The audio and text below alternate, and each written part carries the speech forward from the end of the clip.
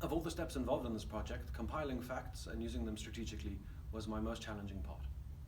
I had to decide which facts to include and which to exclude, as this takes away the neutrality of facts.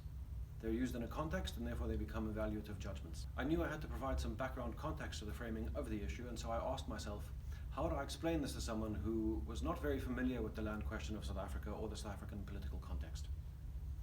Making use of my two previous very biased framings, I knew which language proved to be divisive and inflammatory and to avoid those.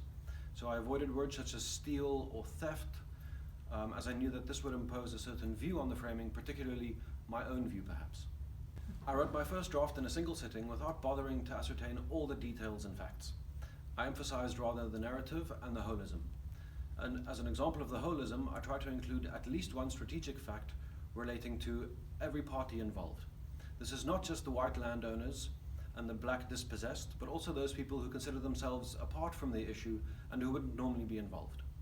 When I reread my first draft, it struck me that I had structured it as a story. There was a beginning, a middle, and an end.